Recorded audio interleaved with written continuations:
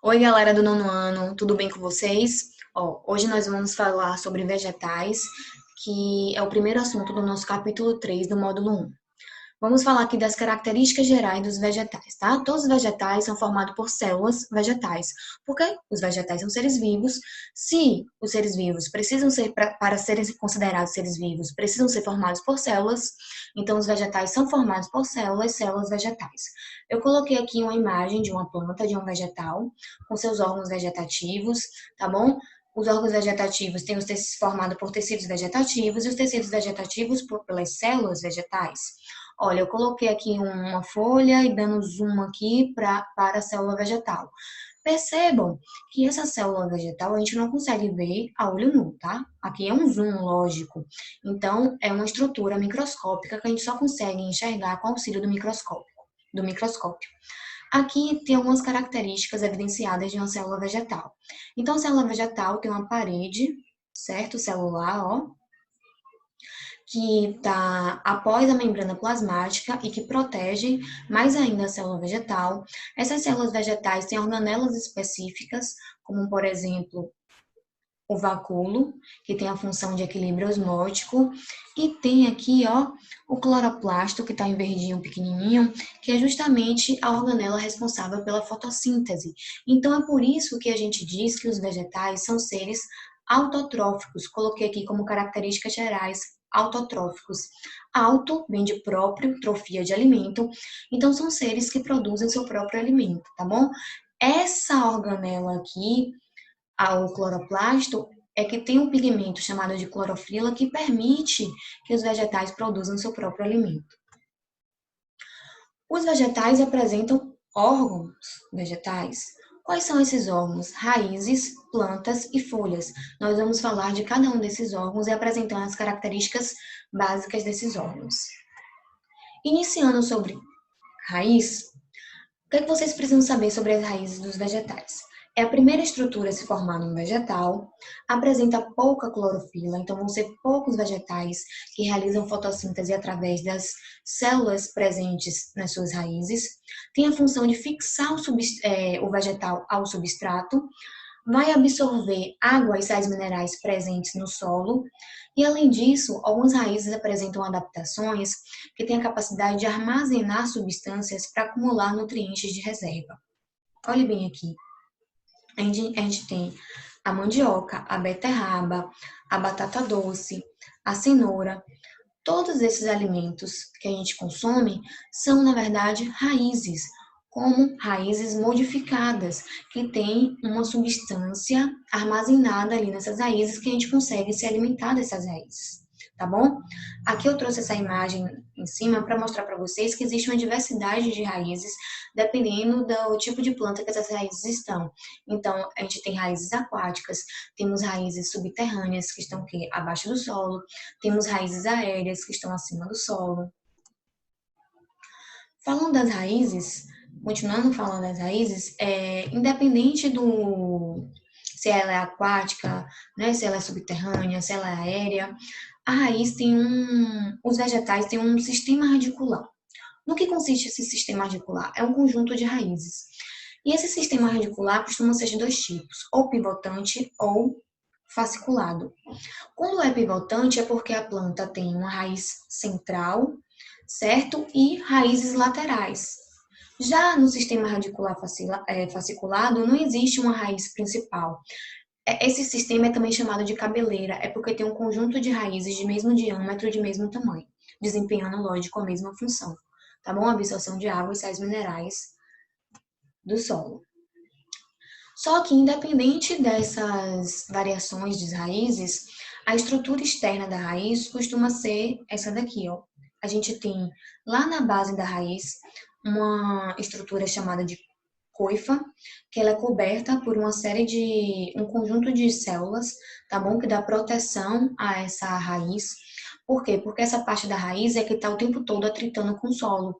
E é justamente essa região que facilita a penetração da raiz ao solo. Logo em cima da coifa, que está essa parte mais esbranquiçada, a gente tem uma região de alongamento. É o local justamente que as células estão se multiplicando com maior rapidez e que tem um alongamento da raiz. Em cima dessa região de alongamento, a gente tem uma região que a gente chama de zona pilífera, por conta da presença, uma grande presença de pelos, que vai servir para quê? Para absorver água e sais minerais do solo. Mais acima, a gente vai ter as raízes laterais, tá? Que vai complementar a função básica da raiz. As raízes apresentam especializações. Então, eu falei de raízes, aquelas raízes que têm a capacidade de acumular reservas energéticas, que são chamadas de raízes tuberosas. E tem outras raízes, por exemplo, que elas são voltadas para cima, que é justamente para auxiliar nas trocas gasosas. Então, por exemplo, plantas de manguezais, os mangues têm solos pobres em gás de oxigênio. E aí essa raiz, ela complementa a troca gasosa que ocorre na folha, essa raiz vai também fazer troca gasosa. Então percebam aqui, ó, não sei se vocês já tiveram oportunidade de ir para o mangue, essa foto é de lá da ilha de Boipeba, então aquela região de Boipeba, Moreré, aqui na Bahia, a gente tem uma grande concentração de mangues, e a gente consegue ver essas raízes voltadas para cima. Essas raízes, elas são denominadas de pneumatóforos, tá? Onde tem poros, e é justamente nesses poros que ocorrem as trocas gasosas, onde o oxigênio consegue penetrar pela raiz também. Para quê? Para otimizar a chegada do oxigênio nesse tipo de planta, já que o solo já é pobre em gás oxigênio. Outra especialização da raiz. Algumas raízes aéreas, por exemplo, as raízes das orquídeas, elas são revestidas também por um conjunto de células para proteger essas raízes, afinal de contas elas estão expostas, tá bom, ao ar. Elas costumam ser verdes, porque nessas orquídeas é justamente na raiz que ocorre a maior taxa fotossintética, então as raízes vão ser órgãos que vão produzir a glicose, vão realizar a fotossíntese, ok? Então, raízes aéreas. Outras especializações, dando exemplo aqui das orquídeas. Eu não sei se vocês já viram essas plantinhas que são chamadas cipó-chumbo. Elas são parasitas, tá bom? Essas plantas não realizam fotossíntese, elas têm essa coloração amarelada e elas costumam se trepar em outras plantas porque as raízes delas são bem fininhas, ó o que elas fazem aqui, ó. Ó a imagem. Então, elas se enrolam em outras plantas, tá bom? Justamente para sugar a seiva dessa outra planta, o nutriente dessa outra planta, porque elas não têm a capacidade de produzir o seu próprio alimento, porque elas não realizam fotossíntese. Então, a gente diz que essas raízes, elas são austórios, tá bom? São raízes parasitas, situadas em plantas que não realizam fotossíntese e que, por isso, se enrolam em outros vegetais para que possam obter o alimento, ou seja, a glicose dos outros vegetais. Agora vamos falar dos caules, tá bom? Os caules é um outro tipo de órgão vegetativo. As principais funções do caule é sustentação do vegetal, é um órgão que comunica a parte superior da parte inferior, então está comunicando as folhas com as raízes e permite inclusive a troca e a passagem, o transporte de substâncias que são absorvidas lá nas raízes, como por exemplo água e sais minerais, então possibilitam que essa água e esses sais minerais consigam chegar até as folhas e, por exemplo, as folhas, que são os órgãos que realizam a fotossíntese e que por consequência, tem a maior capacidade de formação da glicose, essa glicose, ela também é passada através do caule para a raiz, para o próprio caule, tá? Então, é um órgão que serve de comunicação, além de sustentação do vegetal, serve de comunicação entre a raiz e as folhas. Aqui na direita eu trouxe essa imagem aqui da sequoia, tá? Que a gente chama de sequoia gigante. É uma das maiores árvores do mundo, então tem cerca de 80 metros de altura, como se fosse um prédio de 30 andares. Para você dar um abraço no tronco dessa sequoia, é como se você precisasse de 10 a 11 pessoas, assim, de mãos dadas, para dar uma volta no tronco dessa sequoia, de tão grande que é esse caule. Então, apesar das variações dos caules que a gente vai ver lá na frente, a estrutura externa também permanece uniforme. Então, no caule, a gente tem essa região apical, que é chamada de gêmea apical, que é a região de crescimento e desenvolvimento do caule.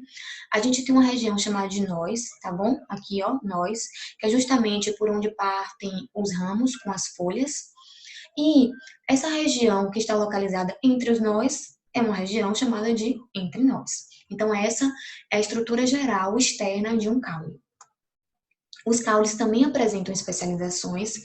Então, quando a gente vê uma palma, a gente acha que aquela palma, aquela parte achatada, esverdeada, é uma folha, não é? Na verdade, é um caule que armazena água, muito comum no sertão do Nordeste, aqui no Brasil, que é dado como alimento para gado. Inclusive, até nós, seres humanos, a gente faz saladas com essa palma, é bem gostosa, tá? Essas saladas.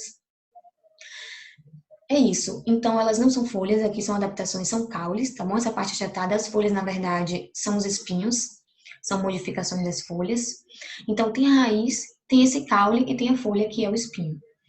O próprio espinho pode ser uma modificação do caule. Então, a gente vê nessa planta aqui no limoeiro que esse espinho está presente no caule, que é, na verdade, um mecanismo de defesa, dificultando a predação de alguns animais herbívoros. Então, tudo isso daí que eu estou comentando são especializações do caule. Os caules, por conta da sua variação, pode ser subterrâneo, aéreo e aquático. Falando primeiro dos caules subterrâneos, a gente tem o tubérculo. Então, a batatinha inglesa, por exemplo, que a gente come, ali vocês acham que é o quê? É um caule, tá bom? A gente tá comendo o caule. Inclusive, aqueles pontinhos pretos que a gente vê na batatinha são os nós. É dali que partem as folhas, ok? Então, por que tubérculo? Porque aquele caule tem a capacidade de armazenar, acumular, substâncias de reserva, nutritivas, como, por exemplo, o amido. E por isso que serve de alimento para nós, tá bom? A cebola é um tipo de caule chamado bulbo, que aquela parte arredondada da cebola, que é a parte que a gente come mesmo, na verdade é caule. Então a gente percebe aqui, ó, raiz, o caule, tá? Que é essa formato de disco, e a folha, tá bom? Então, a parte que a gente descasca são folhas modificadas. Mas a parte que a gente come mesmo da cebola é o caule chamado de bulbo. Existem outros tipos de caule, por exemplo, o tronco, presente em plantas arbóreas altas, então a gente tem um caule em forma de tronco, ereto, grande, onde a gente pode ter ramificações. A gente tem um caule chamado de haste, que são aqueles caules mais fininhos, mais flexíveis, que se movimentam de acordo com o meio ambiente, com vento, chuva. A gente tem outro tipo de caule, que são os caules das palmeiras, dos coqueiros, que são chamados de estipes, que são aqueles caules cilíndricos, que não partem ramificações, a gente só tem a concentração de folhas no ápice do caule, formando como se fosse uma coroa de folhas, tá bom? E a gente tem aqui também o bambu, que ele tem um tipo de caule que é chamado de colmo, onde os nós e os entre-nós são bem evidentes. Então percebam aqui, ó, os nós representado aqui, ó, por essa listrinha preta, tá vendo? E essa aqui é a região entre nós. E é justamente, como eu falei para vocês, nos nós que saem os vegetais.